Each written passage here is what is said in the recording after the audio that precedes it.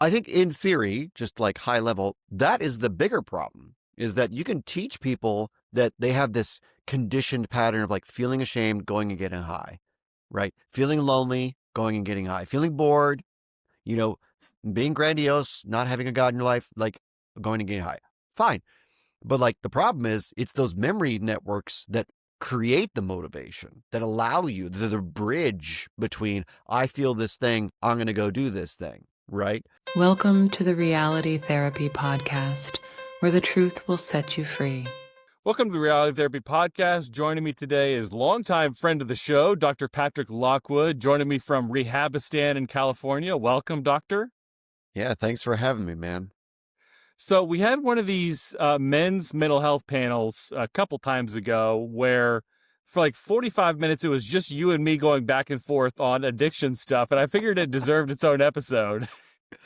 Yeah, we should definitely, I mean, we're both occupants of Rehabistan, so we should definitely talk about it, you know? Yeah. So I figure we can start by coming up with a coherent definition of addiction. So do you have one for me? Do I have a coherent definition? Probably not a coherent one, but I have one that I use if that Okay. works. Yeah. So I tend to use the model that's put forth by the former head of the National Institute of Drug Abuse, George Koob, and I think his predecessor, boy, her name has just escaped me, Nora Volkow.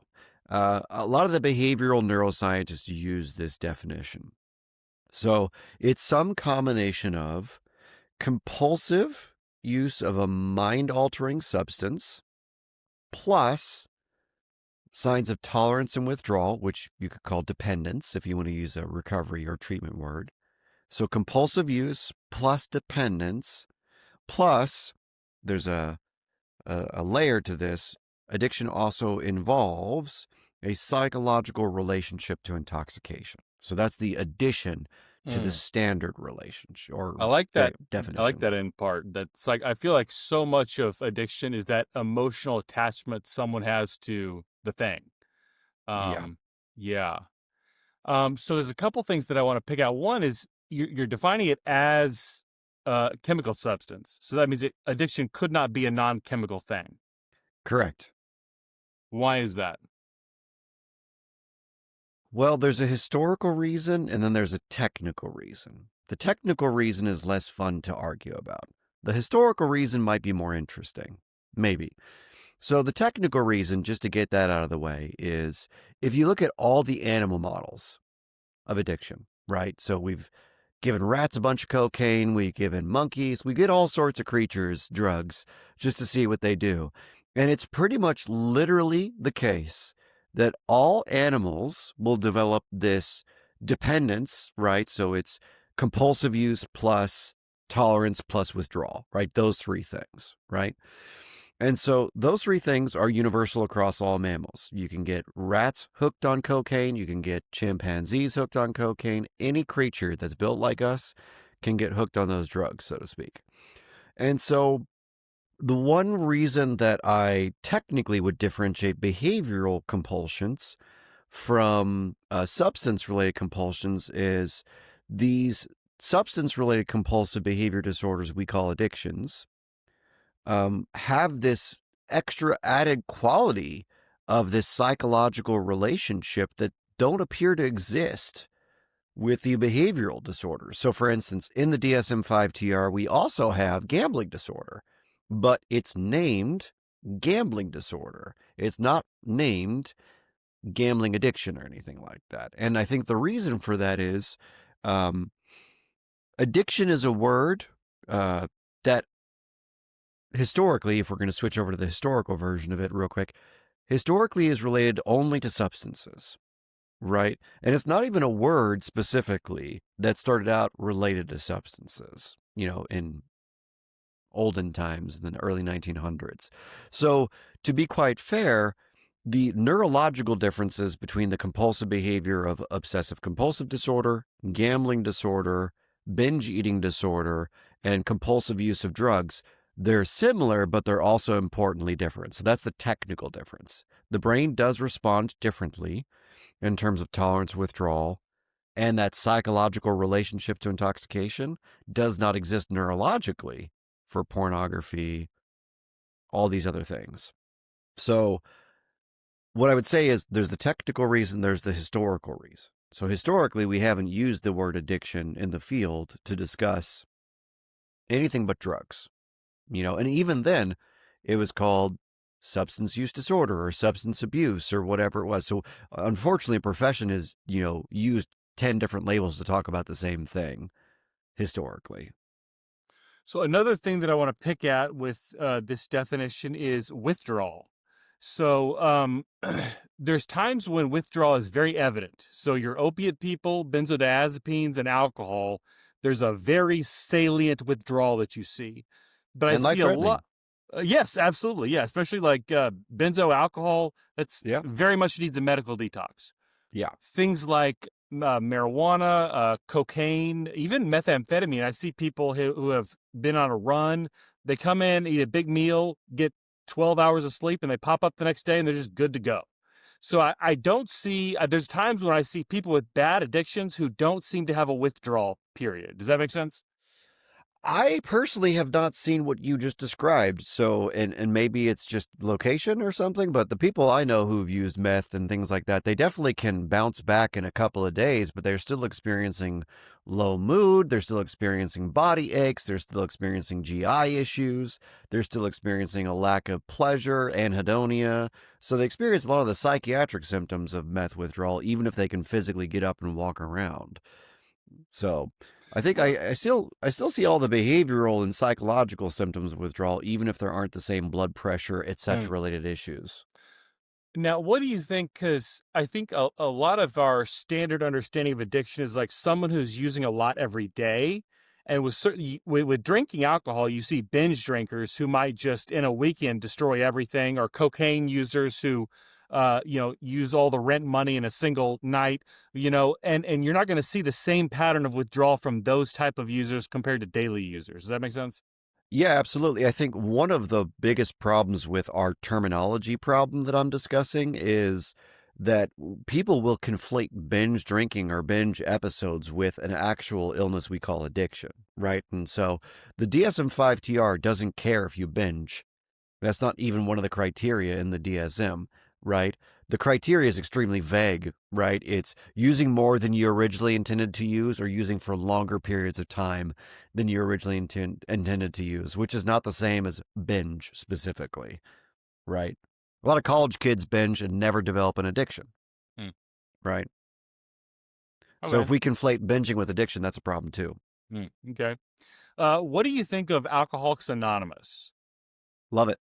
Love it? I think absolutely. I mean, I grew up in it. I think I've told you that before. Yeah. And so, um, I think that for people who are real alcoholics or real addicts, should you like that word better, uh, there's probably nothing better because it deals with the psychological, pathological relationship to intoxication.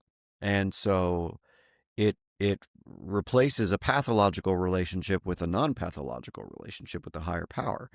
So for me, I couldn't be more happy with people who actually get sober and actually do well in AA. That's my sincere hope for anyone who has a real addiction. So you use the phrase real alcoholic, which is a term that comes from this book here. And it's kind of interesting where it uses the phrase real alcoholic. I actually don't like that definition. I don't know if you know Oh, really? the part in the book Tell I'm talking me. about. Well, it Yeah. talks about the first was the moderate drinker, someone who could take alcohol or leave it. It's not Yeah. an issue for me. And there's the Yeah. hard drinker who it's talking about could have serious consequences, even needing a medical detox. And Yeah. then there's the real alcoholic who they describe as this person who's just like burning down their life, like drinking liquor kind of 24/7. And the reason I don't like the definition, I think people can drink significantly less than that and still Yeah. have like alcoholic issues, still be qualified as an alcoholic. Does that make sense? Yeah, absolutely. I think that's a very outdated model from the 30s. But what I would also say is when, the phrase demoralizing is all throughout that book, right? Mm. That word I like a lot. And the reason I like that word a lot is when people are, I think this is the correct way to phrase it, spiritually bankrupt, they, they don't have any relationship with any higher power, right? And I think there's a lot of people who are binge drinkers, for instance, who have some relationship with good orderly direction. You know what I mean? But they're not completely spiritually bankrupt or demoralized, right? Mm. So I think there's a way to be a problem drinker or binge on cocaine, but maybe still have some semblance of good orderly direction in your life that's not, this demoralizing disease, so to speak, you know?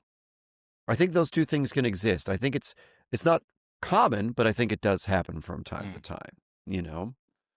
So the other definition that comes from AA comes from page 44, and it is about basically I cannot stop, so I can't, or I can't stay stopped, I guess. So I say like Yes. I'm not going to drink for a month, and then 3 days in I start drinking, and then the Yeah. other part of that is I can't like just have one basically. So I go out to a bar and I Right. say I'm just gonna have one beer, and I end up 2 a.m. closing the bar down. I don't know what time bars close in California, the land of debauchery.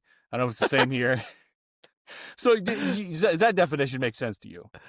Yeah, I mean it's the same criteria we have in the DSM, right? And so like one of them is, fails to cut down or control use, right? That's like number 3 or something. I don't know.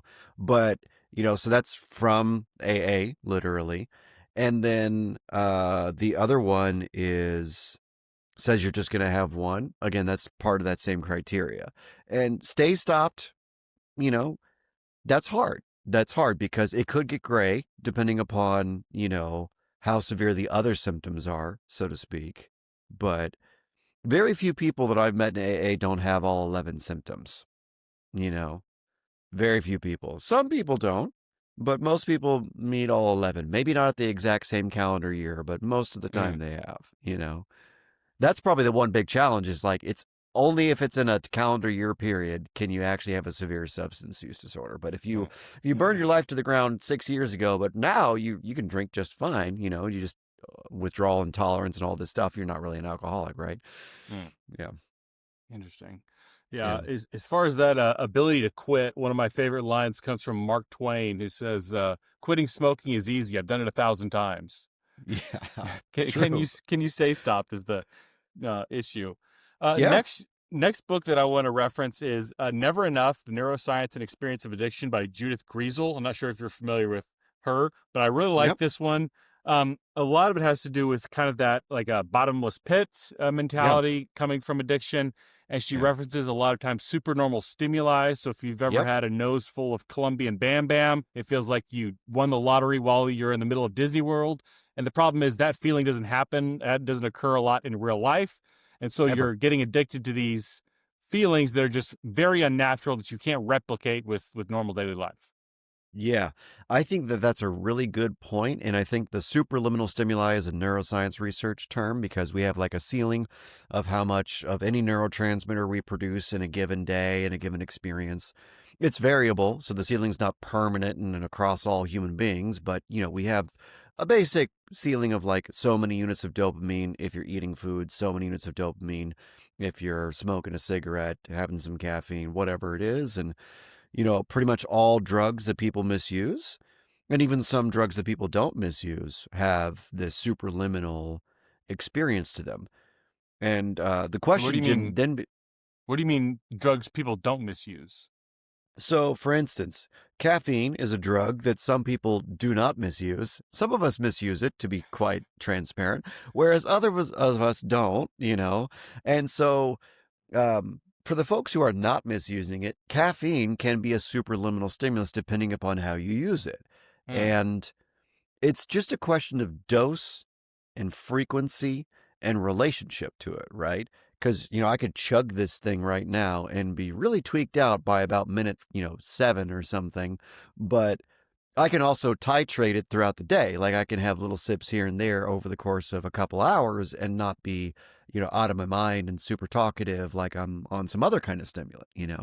Funny you So, say that because just today I got confronted by a coworker about my excessive use of cold brew, and I started getting defensive, just like my clients get when we confront them. yeah, I mean, when you work in a rehab, though, I think there's an exception, which is you have to survive. Yeah. And so I think caffeine is a way to function in a very difficult environment, Yeah. you know? So for me, rationalization aside, I would say that superliminal stimuli is a very important criteria. And that's one of the things that I have a problem with regard to other behaviors that people call addictions, because, you know, ordinary sex, for instance, is technically a superliminal stimuli, right? So if you're married and you're getting laid, that's a superliminal stimuli. You will have a dopamine burst that's more than the normal, like getting off by yourself dopamine burst, for instance. And so, like, is all sex addictive? Because if we're just going to use that one, which you're not doing, by the way, but like if we were to be like that, if it was just this one thing that makes it addictive, like, not really. So many things are superliminal stimuli. So, for instance, if we were joking around and laughing excessively, that would just be this giant rush of cannabinoids and dopamine and even opiates.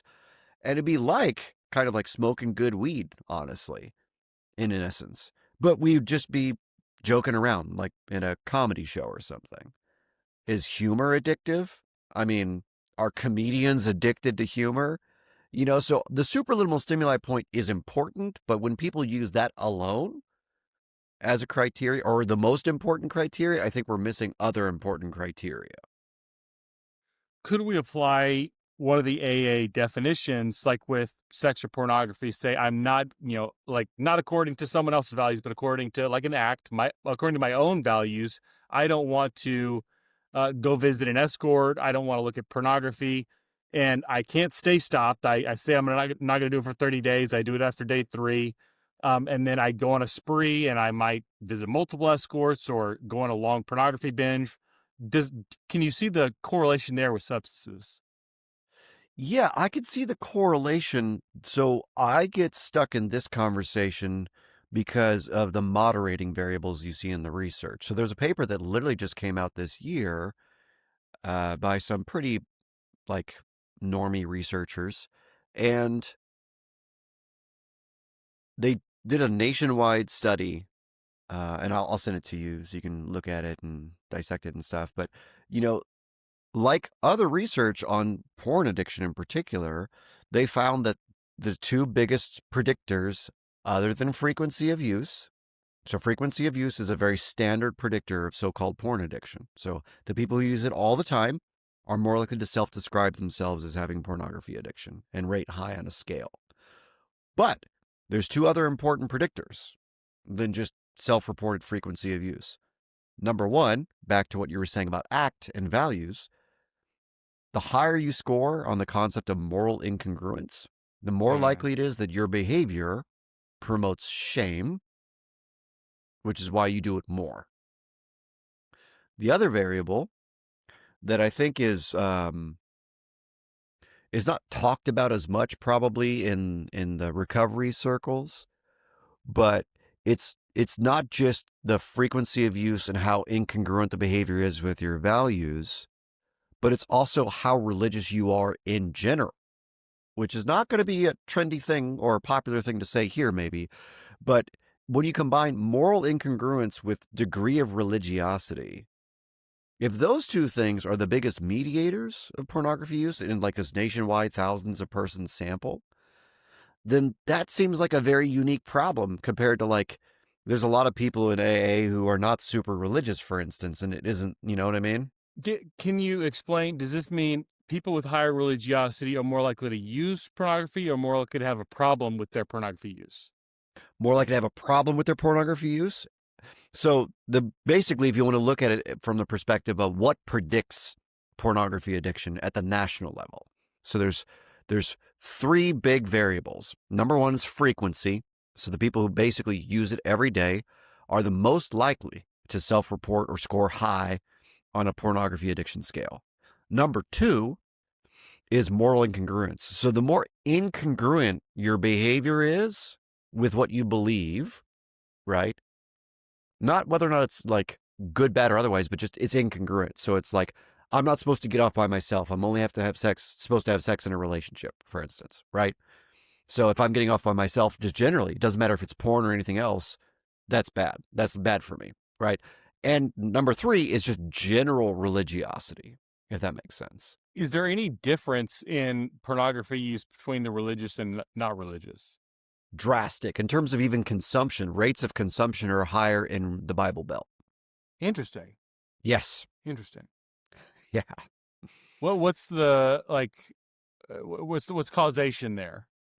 I don't think we have good causal data, but I could speculate a few things, maybe Yeah. controversially. So, for Yeah. instance, I think if you're extremely religious, just to go back to what the research says, if you score higher on measures of religiosity, then it's very, very clear that you have more scrupulosity in your brain. So you're more judgmental of your behavior and others' behavior.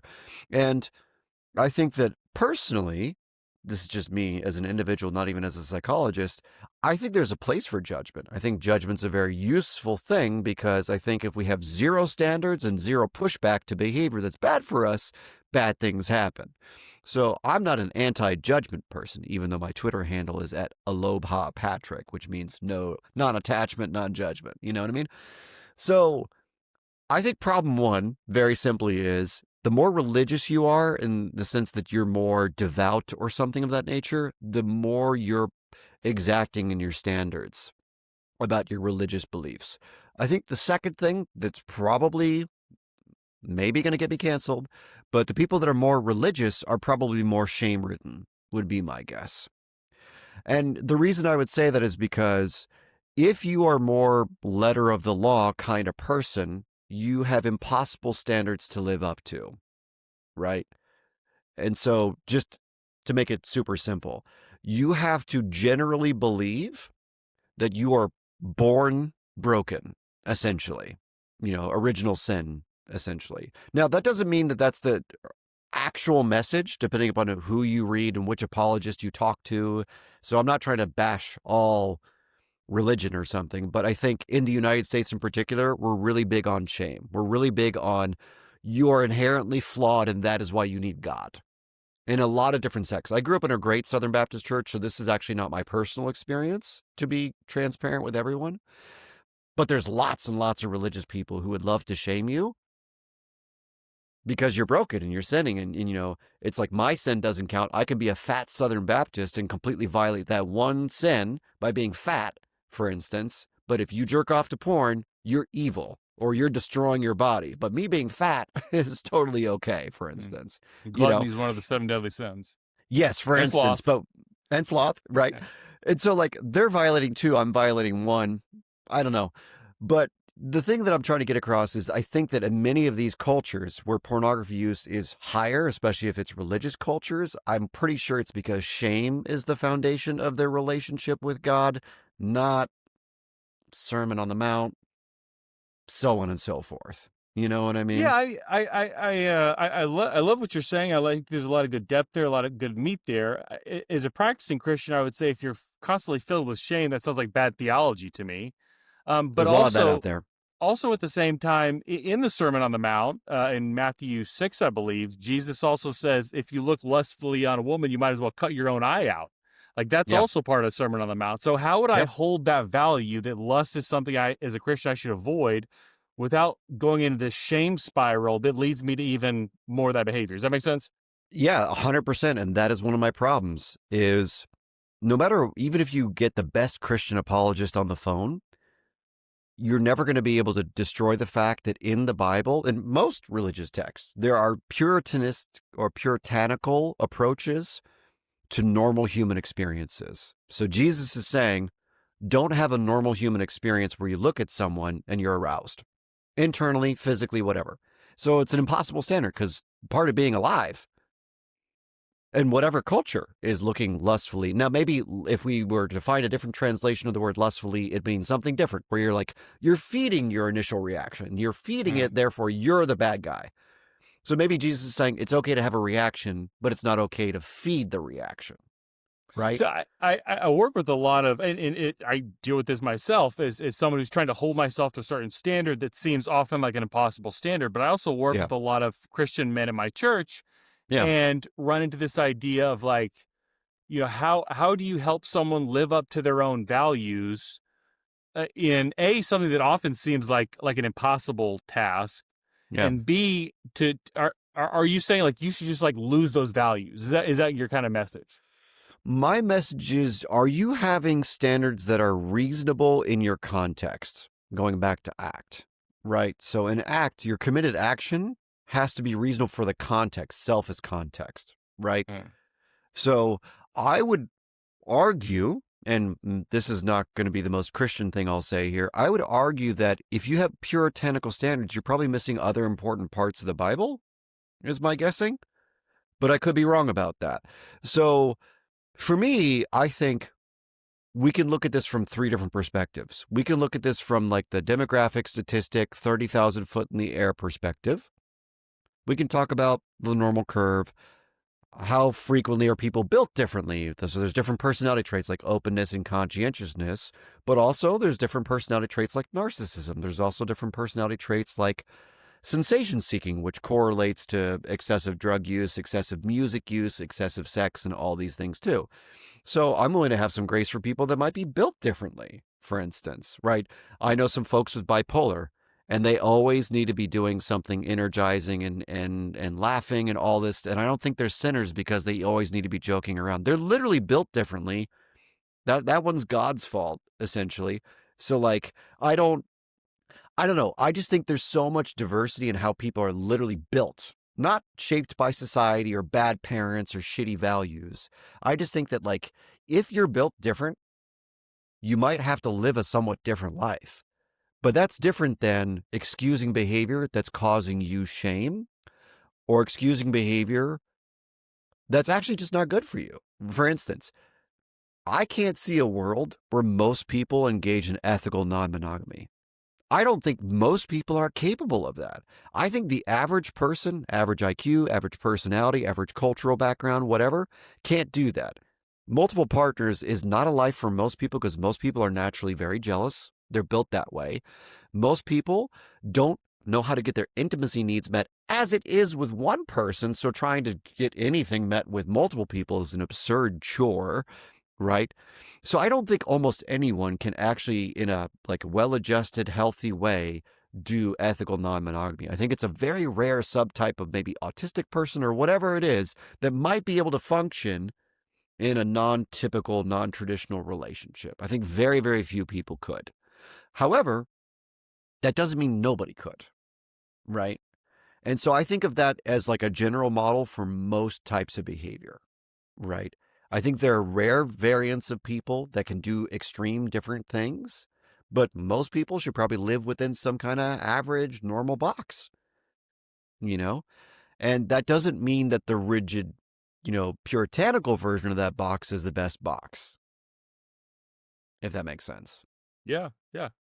You know? So to get to a couple of other ideas, so I got Maya Svalovitz, The Unbroken Brain, right here. Yeah, yeah. You Yeah. read that one? I haven't read it, but it's a great book.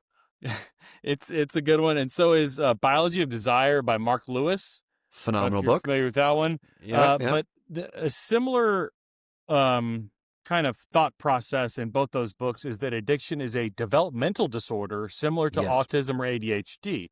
And I don't know if I fully buy into that concept, but it's certainly a fascinating concept that I think it's fun to flesh out. What do you think of that? So I've not read Maya's book, so I don't want to say anything about that. Here's what I would say about the others and about the general topic. So I think big point number one, not even about this topic. A lot of the field of psychiatry and clinical psychology is moving towards a general approach to all disorders as developmental disorders. So schizophrenia, for instance, is another one that a lot of researchers are saying we're seeing prodromal symptoms at the age of 14. We're seeing prodromal symptoms at the age of 8, right? So these kids that look depressed at age 8 might actually just be having negative symptoms of schizophrenia, for instance. And so I think what we're going to learn, this is my guess, is that some of these issues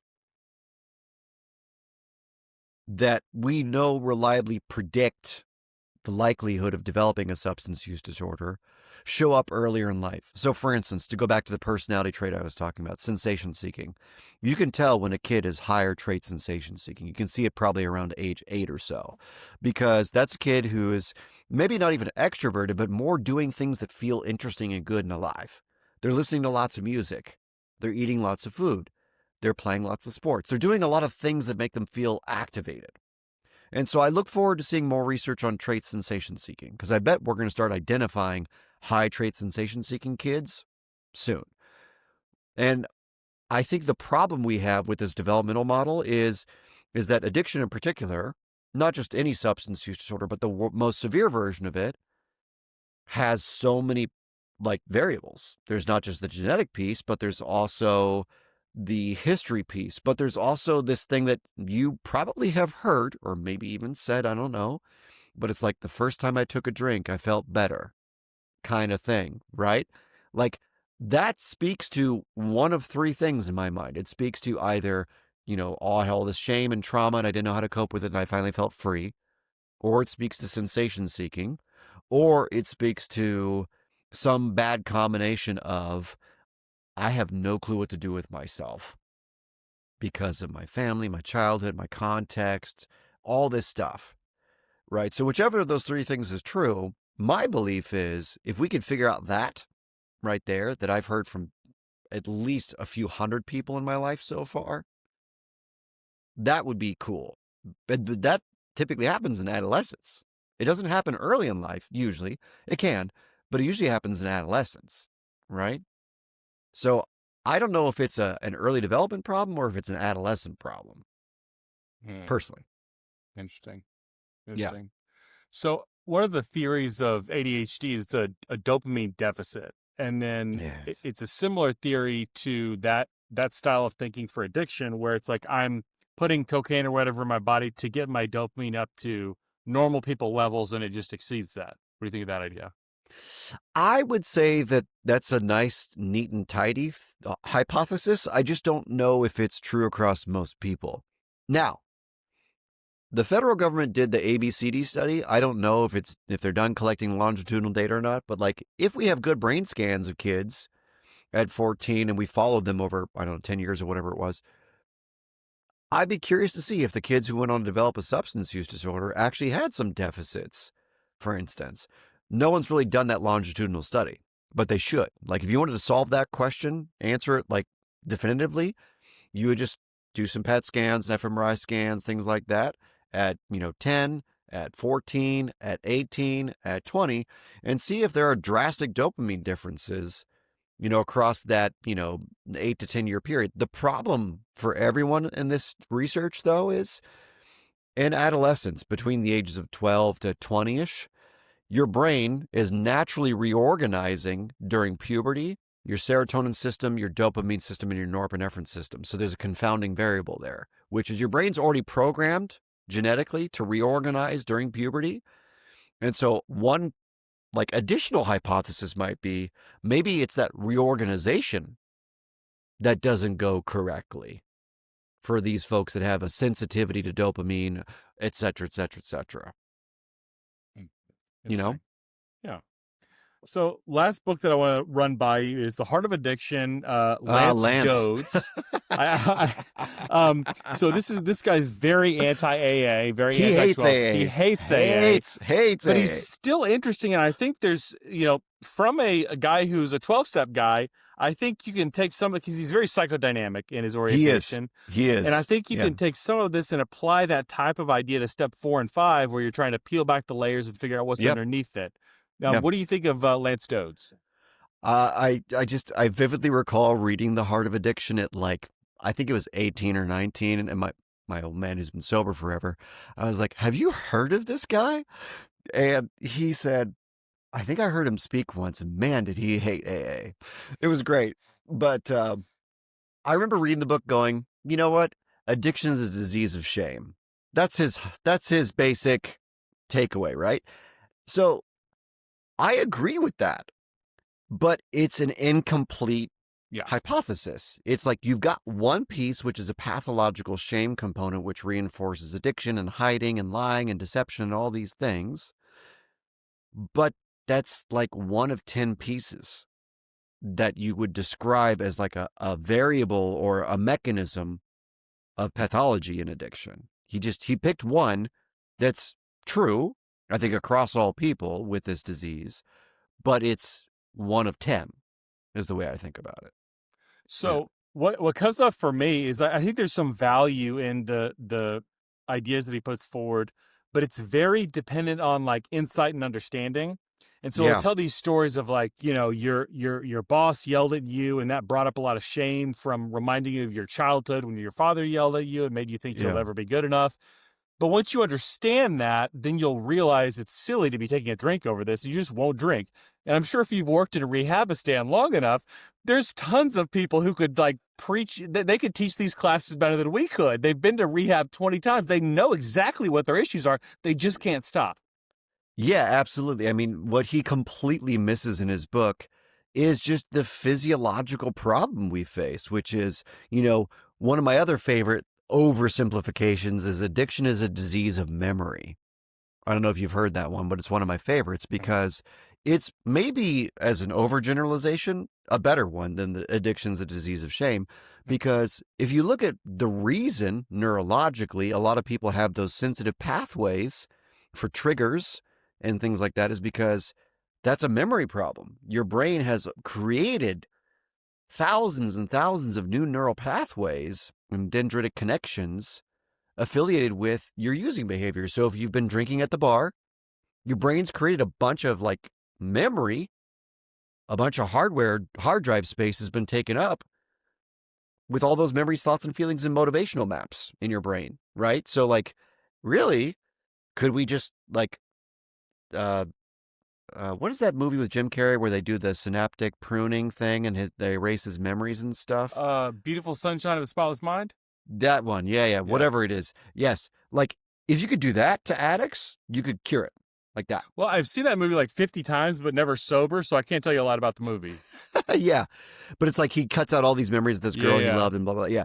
And like, I think in theory, just like high level, that is the bigger problem is that you can teach people that they have this conditioned pattern of like feeling ashamed, going and getting high, right? Feeling lonely, going and getting high, feeling bored, being grandiose, not having a God in your life, like going and getting high. Fine. But like the problem is it's those memory networks that create the motivation that allow you the bridge between I feel this thing, I'm going to go do this thing. Right. So I think that's a big problem that no one really talks about in Rehabistan, unfortunately. They just talk about like managing your triggers, but like those memories take years to disentangle. You have to create new memories. Have you? Because I've led a few triggers groups in my day. Have you noticed like your hardcore 12-step people get triggered by the word trigger? Yeah, they hate it. They hate it. Yeah. Yeah. So now I want to enter the Thunderdome, and Ooh. let's see if we can come to some level of agreement on how to conceptualize. I know you don't like the word addiction for non-chemical things. Yeah. But some things that I'd like to throw out there, and because there's obviously some issue going on in smartphone use, screen use, social media, food, pornography, sex, video games. There's a lot of behavioral gambling, Yeah. work. Yeah. I mean, shopping. There's all these types of issues. There's obviously an issue there, and there's Yeah. people who are succumbing to these issues describe them as an addiction. Why would Yes. you not? I mean, I don't think we have enough time. However, the shorter version, right? Just to go back to porn real quick, since we already talked about it.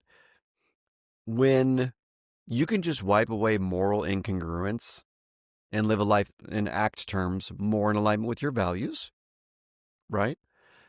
And have less religiosity. You can have a more realistic and healthy relationship with God as opposed to a, paternalistic, you are in trouble at all times, puritanical relationship with God.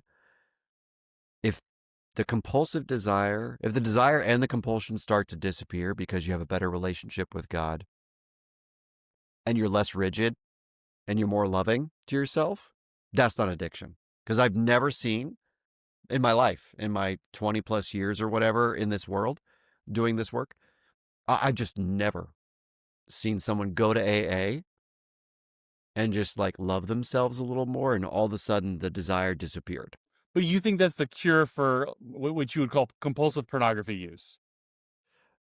Well, per the literature, per Pat Carnes, Pat Carnes, one of the biggest like sex addiction guys, says you do some trauma work, you do some shame work, and you deal with the moral incongruence, and all of a sudden, voila, the data looks great, because it does. It does. But the data doesn't look great in Rehabistan. We can talk, you know what it's like. We can talk about shame all day. But if you have no relationship with a higher power, it doesn't even matter what your values are, right?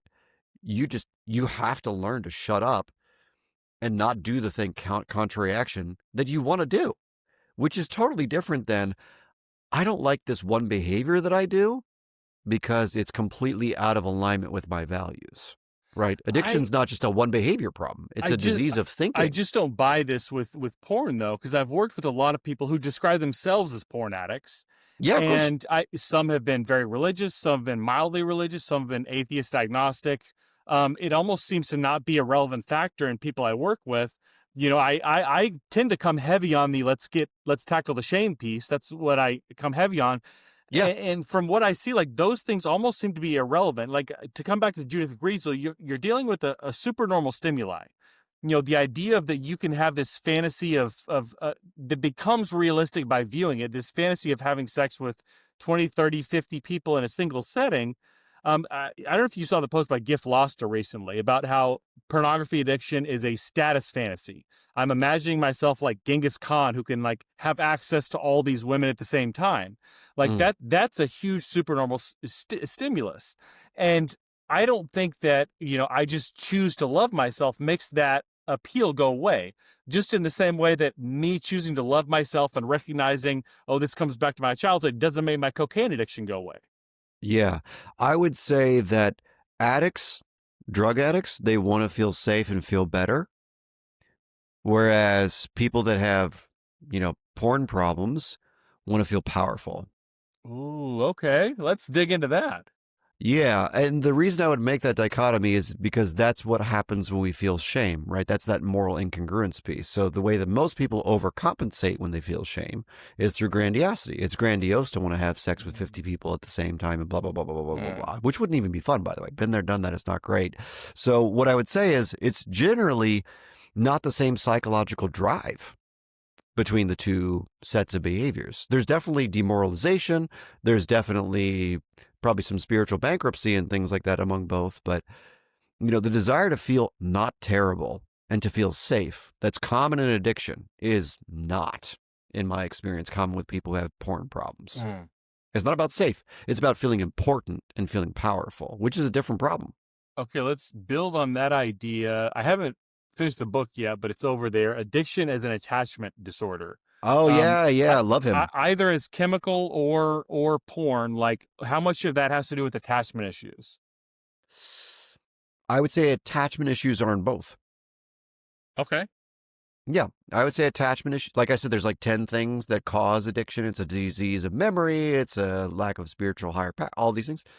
That's one of them. So the problem with all these issues is they're all different conditions that share a lot in common. Kind of like how in the DSM, we have different types of depression conditions that share a lot in common, but they're not the same thing, right? So like major depressive disorder is not at all the same thing as persistent depressive disorder, although they share the same word depression, for instance, right? But the type of symptoms, the psychological functioning of the person, the degree of impairment often is different for persistent depressive disorder than major depressive disorder, or major depressive disorder with psychotic features, for instance, right? So that's the discussion I think you and I are having, to be quite sincere. Are these all compulsive behavior disorders? Absolutely. And we know for a fact that shame drives compulsivity. So all of these conditions have a shame component. OCD has a shame component.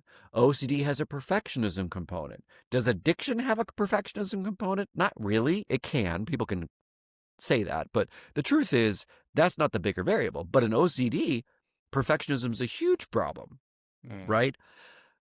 In anorexia and binge eating disorder, there's a perfectionism component There's a shame component, but there's not usually a compulsive component unless it's, binge eating disorder specifically. But binge eating disorder is not the same thing as drug addiction, right? So I see kind of like a color wheel, if that makes sense. I kind of see like these are all similar conditions, but only one of them actually to me meets the higher bar of addiction So because of the psychological relationship yeah. specifically. I dealt with binge eating for many years, and I think you're dealing with supernormal stimuli, definitely. If you've ever tasted the radioactive nacho cheese from Taco Bell, that is not naturally occur in nature. No, And no. I think one of the ways I would talk about addiction compared to something like OCD is you have both positive and negative reinforcement. So in Yes. OCD, you've got the negative reinforcement. I've got these whatever bad thoughts. An airplane's going to crash if I don't check the locks. I check the locks, the bad thoughts go away. You have that in addiction, but you also have this positive reinforcement, whether it's the joy of eating the Crunchwrap Supreme at Taco Bell or sniffing cocaine or watching pornography. There's that positive reinforcement euphoria side that's different from a normal compulsion. Does that make sense? Yeah, absolutely. And one of the hard parts about staying sober is actually the negative reinforcement problem. Now that I'm no longer hyper focused on feeling good, I have to also have a better relationship with not feeling bad, right? Which is part of the big problem with anorexia. It's a negative reinforcement problem, right? It's a compulsive disorder. It's an obsessive disorder about negative reinforcement, about getting rid of shame and I am ugly and terrible and thin and all these things or fat or whatever, right? And so that's why I want us to be very, very clear about using the word the same way, right? Like to me, a lot of people with problematic pornography use are 100% almost universally interested in positive reinforcement. And then there's a subgroup, the people you probably hang out with, right, that have this really bad negative reinforcement problem. I have all this shame. I'm not living up to my standards. My life isn't good enough. My sex life isn't good enough. I'm not where I should be at work. Like that's that feeling empowered thing I was talking about. So, right. Go ahead. No, I think that there's a lot of similarities and that is the problem. So with alcohol, and you see a similar breakdown for marijuana and other drugs, but with alcohol, it's something like 30% or so of people just don't like alcohol. About 40% or so like it a little bit. It's not, maybe you'll have a drink or two a month. It's nice. Maybe 20%, it's like, I really like this to the point where there might be some mild consequences. And about 10% are like your alcoholics who could ruin their life. I feel like if we were to apply that to food or pornography or something like that, you could say, whether you think overeating or pornography is a moral issue or not, you could say there's certain people who the consequences for occasionally eating cheesecake or occasionally watching pornography, those consequences are very low. But there's some people where the consequences are very high because their compulsion just prevents them from staying away. Does that make sense? Yeah, it makes sense. And I agree. I don't think I disagree with that. I think we probably would disagree about the percentages specifically. Okay. So I would say that it's probably much more rare in the sense of on alcohol or porn. What? Yeah, so I would say that the breakdown for alcohol, I would say the category, that 20% that's problematic, is probably larger in my opinion. This is my opinion. This might be radical. You might like it. You might not. I would say there's more people who misuse porn and food than there are people who misuse alcohol. Interesting. Yes. However, that top 10%, 5% who are addicted is closer to 1% or fewer when it comes to food and sex and porn. Because most people don't actually get to have enough sex. Most people are not having enough sex. So I'd say there's, I was trying to explain to somebody like this is going to be crass and certainly unbecoming of a godly man. But I was telling somebody like, porn addiction is easy, but like sex addiction, you can have a moral issue, but at least it's an accomplishment. It is an accomplishment. It is. Yeah. Yeah. I'd say there's maybe 1% of people are actually having too much sex. Yeah, that's probably. I think that's accurate. But with food, how can you say we have like a country that's like 40% obese and 70% overweight? No, that's what I'm saying. That has to be higher than that. I would say there's probably 10% of people that have a really good relationship with food in this country, at least. Okay. I'd say 10%. I would say there's 30 to 40% that have a bad relationship with food. I would say there's probably, I don't know what the data are in binge eating disorder. It's probably 4 to 5% of the population. I don't know. And so there's probably like some disordered subgroup, probably in that top 10%, right? And so the other remainder, if I'm doing the math correct, are probably fluctuating between mildly problematic to moderately problematic. So probably another 30% is, so it's like 30 to 40% very problematic, 30% mildly to moderately problematic, 10% great relationship with food, disordered last 10% basically, or 10, whatever. I would also say it's hard to get accurate data on like what's considered disordered eating in America because at a Oh, restaurant, yeah. our portion sizes are triple what they are in France. Absolutely. Yeah, but I think that you and I agree about this though. Like Yeah. there's a Yeah. huge food, like I'm 1,000 times more worried about food than I'm about sex and porn because although sex can produce disease or spread disease, food is killing. It's like the healthcare system is literally filled with people with diabetes and heart disease, all of which are lifestyle issues, right? So we spend millions and millions and millions of dollars worrying about sex and porn and stuff, but we spend billions and billions of dollars dealing with heart disease and diabetes. That's absurd. Those are lifestyle manageable, preventable I issues. completely agree on the physical consequences. I'm wondering if how you see consequences for porn specifically. Sex is, I think, is almost in a different category, but for Yeah. porn specifically, I see like a whole generation of younger men who there's some men for whom sex comes very easily and they go pursue that. If it's difficult to get laid, it's easy for these men to just get sucked back into this hole of I'm just going to watch porn.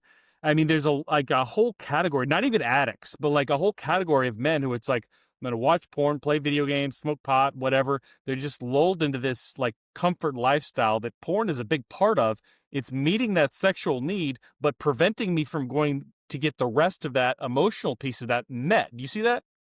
Yeah, I agree that there's a chunk of young people like that. I just don't know how big that chunk is. Mm. I think it's probably a variable range, not a static range, Mm. right? I think if you looked at Gen Z, it's different than Generation Alpha or whatever. I think Alpha's probably going to be having a lot of sex, is my guess, based Interesting. Why upon do you what say I'm that? seeing. Um, well, there's already, to the extent that I am aware of the data, maybe I'm misled. It seems like a lot of the Alpha people are rebelling against the Gen Z norms already. And some of the Gen Z, like the right winger Gen Z kids, are having lots of sex too, actually. Interesting. So, yeah, yeah, because they're trying to, have kids and be trad and all this stuff. So I think they're Interesting. putting Wow. themselves out there. Yeah. So I actually worry much more about the atheists than I worry more about the religious people in this Interesting. regard. Okay. Yeah. Yeah. Huh. That's interesting. Okay, so what about other things? There's a couple more I want to talk about: gambling, Yeah. work addiction, exercise addiction, these things Yeah. like that. Yeah. I think gambling disorder is a real thing. It's been studied for decades. It's definitely, even the folks at the APA are conflicted about using the word addiction because it shares a lot of the same neural pathways. It operates on the slot machine principle. There's some degree of tolerance. It's not the same neurological experience of withdrawal as it is from meth or, weed or alcohol, but it's similar. So, it's not 100% the same. It's like the closest thing to substance addiction of the behavioral things. So it ruins people's lives. People sell their kids, people sell their house, people do all sorts of absurd, terrible things as a result of their gambling disorder. So I think it's a real problem. I just think it's like 1 degree separate than substance addiction. But it's a compulsive behavior disorder. It shares almost everything in common, you know. And then work addiction, smartphone addiction. Let's start with work. There's a lot of us that work too much, myself included. And I think probably yourself as well. And some of that's necessity sometimes. It's like I have a house's worth of student loans I'm trying to pay off, and I want to live in a unfortunately expensive area, because of my significant other. So some of that is lifestyle choices that promote people working too much. And I think there are some people who are literally avoiding all of their life by just working too much. They have chosen to avoid shame, avoid looking bad, avoid God, avoid all these things by working. So I don't know that I would call it work addiction, but I know that there's a lot of people who engage in behavioral avoidance. It's probably closer to like an OCD or a perfectionism or a OCPD or something like that, right? They just have like insanely exacting standards or other personality differences. Smartphone addiction, boy, I can't do it. I can't do it. Okay. I can't. I can understand the thought process. You know, it's a superliminal stimuli, blah, blah, blah, blah, blah. That's true. But, you know, when they take my favorite study, which I don't know if I shared this with you, I can share it with you as well, but like my favorite study happened during the pandemic. A bunch of researchers surveyed hundreds of people and they took a smartphone addiction scale. They removed the word smartphone and just replaced the word friend. And 67% of people were addicted to their friends. I have a hard time believing that because the problem with a lot of the research on these topics that says, yes, it's a real addiction, is they use these very flimsy, measures that are just basically the DSM-5 criteria applied very generally, right? So they're not very specific, right? And so, do I use my phone more than I want to? Absolutely. Because of my business, I'm on my phone more than I want to. I would love to just go on a hike and not have to deal with shit. But I've chosen a career where people want to talk to me on a frequent and regular basis throughout the day, right? So do I use my phone more than I want to? Yeah. Am I using it for longer than I want to? Not usually, right? So I might meet criteria A or criteria 1. What was the other one? Using phones in situations where it's physically hazardous, just like using Driving. drugs. Yeah, exactly. And how many people? Everyone that has a phone is probably guilty of Yeah. that, right? But do they have an addiction, or are they? That's kind of like the portion sizes in America. It's like, it's hard to say because part of the definition of these is like how much do you deviate from the mean, and if everybody is doing this problematic behavior, like, okay, well, that doesn't. You see what I'm saying? Yeah, and something being problematic, does that actually make it an addiction? So I want to go back to the definition of from page 44 in the book Alcoholics Anonymous. Can I stop? So there's been times when I say I'm not going to use social media for 30 days. I literally have to delete the apps so that I don't do it. Because I'll Right. just like do it without thinking. The other, like, can I take a drink and go home, or do I stay till the bar is closed? There'll be times I'll jump on Twitter or X and I'll scroll for a while, and then I'll discover the Unshrink Me podcast, and then I'll get in the comment section and banter with Jonathan Cogburn. And before you Yeah. know it, like an hour's gone by, and like I didn't even realize I planned on just checking my messages, and I kind of get sucked into this wormhole. And I Yeah. recognize it is not the same wormhole as cocaine. I get that, but there's something there that's compelling beyond the ability to control it in a consistent way. Yeah. And I think that all of these apps and these social media platforms are highly reinforcing. They're specifically designed to be very reinforcing, like a slot machine, Okay. right? And so all of these apps operate on the slot machine principle, right? So it's random, variable interval, variable ratio reinforcement. And there's so many things like that, like going back to sex. For most people, sex is like that. Sex is like a slot machine in the sense that, like, notwithstanding having a partner you have sex with on a regular basis that's like rigidly planned for some weird reason, most people, even It's in very good Thursday. relationships, yep, exactly. Some people do that. God bless. Not me, but like most people, their sexual experiences are like a slot machine. It's like, oh, we haven't messed around in a while. Maybe we should mess around. Or, man, I really miss you. Or, man, I'm really angry at you. We haven't hooked up in a while. I'm like, there's a non-linear, there's a random approach and experience of these things. And so most important things function that way, right? And I don't think that's inherently pathological. The question becomes, what's our relationship to it? And why do we have that relationship to it? So some of it's because of how it's designed. I think the algorithm is bad. I think I preach about that, right, online too. However, do you have such an intense superliminal stimulus as seeing a cat meme so superliminal compared to Coke, right? For instance, I don't think it is, but I could be wrong. So I think it's degrees, right? And when we get into the degrees, then we also have to get into what also is different about social media, right? So no one needs social media, for instance, but everyone needs to get laid and everyone needs to eat, right? So we also have different hardware for these things that are necessary for psychological homeostasis and physical metabolic homeostasis. Porn doesn't change your liver, but alcohol changes your liver, for instance. That's a big difference, right? So excessive use of alcohol, your liver will automatically compensate so you don't die because it wants to keep you alive, just like its namesake. So if you drink too much, it starts producing more and more of that first pass metabolism enzyme to process alcohol so you don't die. But now that becomes your baseline. Your liver's producing all that enzyme all the time because your liver has learned that you're going to drink a lot. Porn has never done anything to your liver. At least I don't think, you know. Neither has Twitter, I don't think, So there's different mechanisms which make them a much more important thing in your brain. Like real addictions are about hijacking your survival mechanisms, in my opinion. Porn doesn't do that. Sex kind of does that, but not fully, right? You know? I don't know if I fully agree, but I accept your position. So how do we help people heal from addiction? You tell me, you're doing it. I Seriously, mean, what's working? You tell me what's working. I love the place that I work because it's very holistic, and I know that's a kind of a buzzword that means almost nothing. Yeah. But we have nutritious, healthy meals for the clients. They get exercise. They're on a routine and a schedule. They have good sleep hygiene. There's a clinical side, a 12-step side.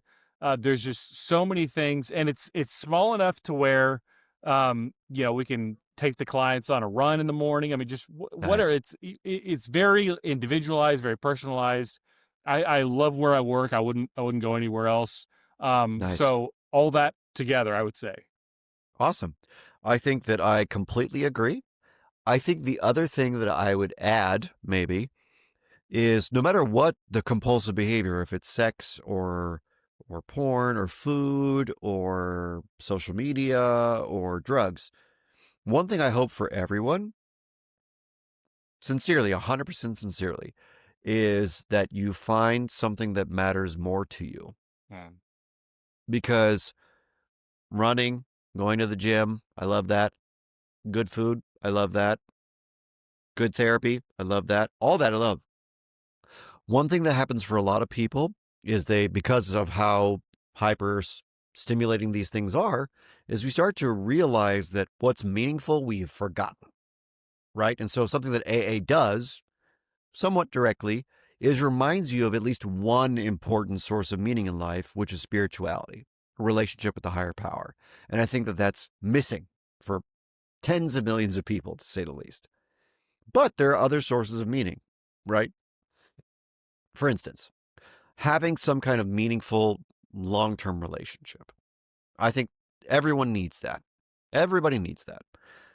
And I think giving back is something everybody needs. Now, AA tries to do that. Not perfectly. It doesn't force you, but you work the steps. Hopefully at some point you start sponsoring people and giving back. You know what I mean? So I think giving back is an important source of meaning. I think having closeness in relationships is an important source of meaning. I think humor is an important source of meaning. And I think good orderly direction, however you would like to phrase it, higher power, is an extremely important source of meaning. And I think if you don't have those four things as part of your program, I'm sure you do, but if you don't, then you probably need to figure out how to supplement, because those things, I think, keep most people sane and sober. I love that answer. As far as the human connection piece, one thing I always tell my guys: when you leave here, plant roots. Whether it's AA, church, wherever you decide, plant roots, because you can't grow unless you plant roots. You are not going to be strong enough to handle your recovery at all times. You're going to need to lean on people. Yes, I was literally, before this call with you, I was literally I'm doing some consulting and some family work for a rehab out here. And there's a very well-known celebrity in it. And this person has burned their life to the ground over and over and over again. Charlie and Sheen? We're talking about, no, Yeah. And so, like, literally, Charlie's fun to pick on, but no. I think he's sober now, right? I think he is. I think he's Yeah. doing good. But anyways, we were just talking and talking, and spouses voicing their opinion, all this stuff, and we're like, you don't want to go live in some aftercare program, but you only are doing okay now because you have this community of people around you. But you want to go live by yourself and get back to your big life and stuff. It's like, where's the community? Like, where is the, like, having one person is not community. One person is just one person. Community is multiple people of different kinds, right? So our pitch for like sober living and aftercare and all this stuff was, you actually need community, right? And that's hard for some groups of people, So I don't know if you have time for this, but I Yeah. have a question that we had talked about discussing before. We never got around to it, and that is, Oh, okay. this is off topic from addiction, but it is Okay. the benefits of narcissism and psychopathy. Oh, yeah. Yeah. So all these things are context dependent, right? So any personality trait in isolation means nothing, right? So high trait conscientiousness or high trait openness to experience or high trait narcissism or whatever, all these things in isolation don't mean anything. You can't interpret anything. You need a context, right?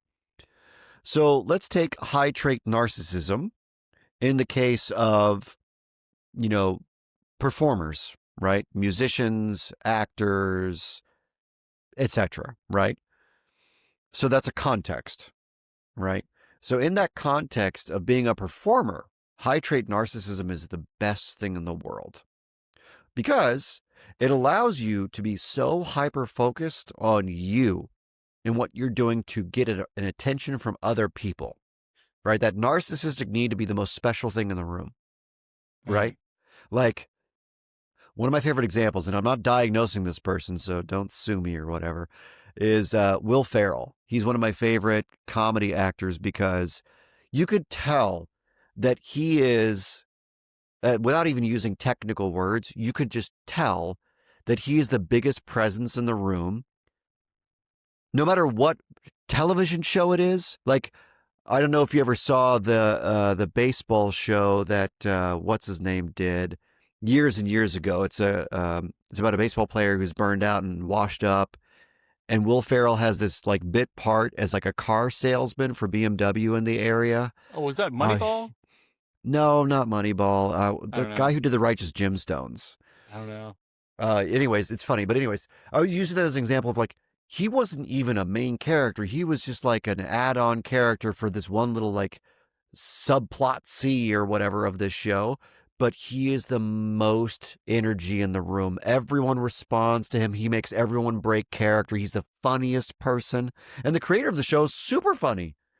I'll remember his name minutes or hours from now. But anyways, like, everywhere that guy goes, he is the center of attention. Everywhere he goes, he is the most compelling, intoxicating person you talk to.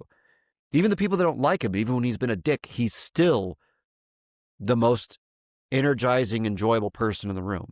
And that's got to be trait narcissism.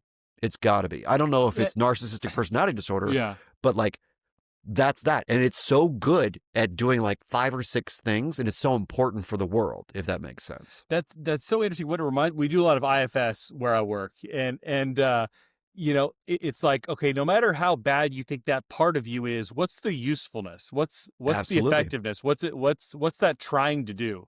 Because even if something you look at is that's got to be bad, narcissism, there has to be some usefulness to that.